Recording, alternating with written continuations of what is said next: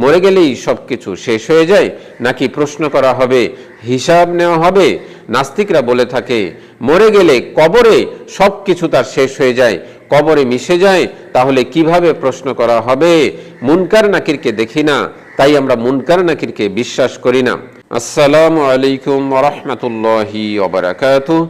আলহামদুলিল্লাহি রাব্বিল আলামিন ওয়াসসালাতু ওয়াসসালামু আলা সাইয়্যিদিনা মুহাম্মদ ওয়া আলা আলিহি ওয়া আসহাবিহি আজমাইন। প্রশংসা আল্লাহ সুবহানাহু ওয়া তাআলার জন্য, শান্তি অবতীর্ণ হোক জনাবে মুহাম্মদুর রাসূলুল্লাহ সাল্লাল্লাহু আলাইহি ওয়াসাল্লামের প্রতি। মরে গেলেই সবকিছু শেষ হয়ে যায়, নাকি প্রশ্ন করা হবে, হিসাব নেওয়া হবে? নাস্তিকরা বলে থাকে মরে গেলে কবরে সবকিছু তার শেষ হয়ে যায়, কবরে মিশে যায়, তাহলে কিভাবে প্রশ্ন করা হবে? মুনকার নাকিরকে দেখি না, তাই আমরা মুনকার নাকিরকে বিশ্বাস করি না। আসুন আমরা প্রথমে দেখব যে কবরে প্রশ্ন করা হবে কিনা।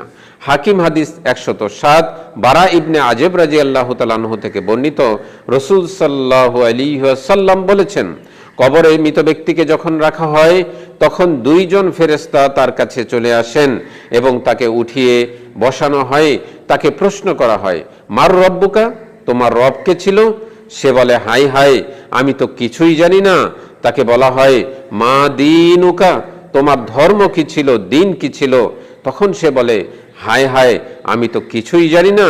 এরপরে তৃতীয় নাম্বার প্রশ্ন তাকে করা হয়, মা হাযার রাজুলিল্লাযী বুঈসা ফীকুম, তোমাদের কাছে যেই ব্যক্তিকে পাঠানো হয়েছিল সেই ব্যক্তি সম্পর্কে তুমি কি জানো?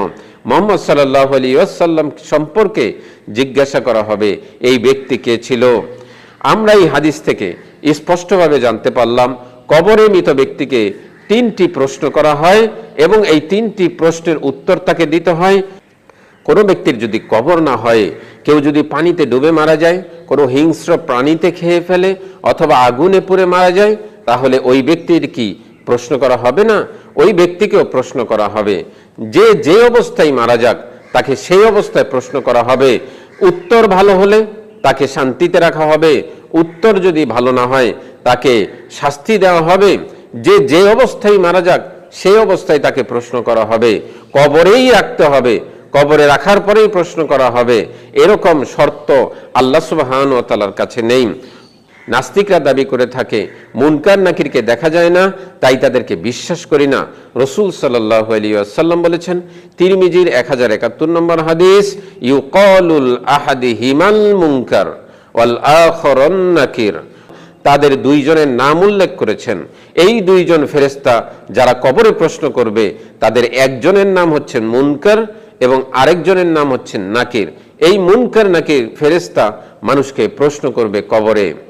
কেউ যদি বলে কবরে প্রশ্ন করা হবে সেটা দেখা যায় না, তাই আমরা বিশ্বাস করি না। কেউ যদি বলে মুনকার নাকিরকে দেখা যায় না, তাই আমরা বিশ্বাস করি না। তাদের কাছে প্রশ্ন হচ্ছে, ভালোবাসা কি দেখা যায়? আমরা আমাদের পিতামাতাকে ভালোবাসি, সেটা কি দেখা যায়? আমরা আমাদের সন্তানদেরকে ভালোবাসি, সেটা কি দেখা যায়? আল্লাহকে ভালোবাসি, সেটা কি দেখা যায়? নবী মুহাম্মদ সাল্লাল্লাহু আলাইহি ওয়াসাল্লামকে ভালোবাসি, সেটা কি দেখা যায়? না, সেটা দেখা যায় না, তবুও বিশ্বাস করি। আত্মা দেখা যায় না, তবুও বিশ্বাস করি। মধ্যাকর্ষণ শক্তিকে দেখা যায় না, তবুও বিশ্বাস করি। বিজ্ঞান বলেছে মধ্যাকর্ষণ শক্তি রয়েছে, কিন্তু সেটা আমরা বিশ্বাস করি, অথচ তা দেখা যায় না। তাই যে কোনো বস্তু দেখা যায় না বলেই তাকে অস্বীকার করা যাবে না। দেখা যায় না এমন অনেক কিছুকে আমরা বিশ্বাস করে থাকি।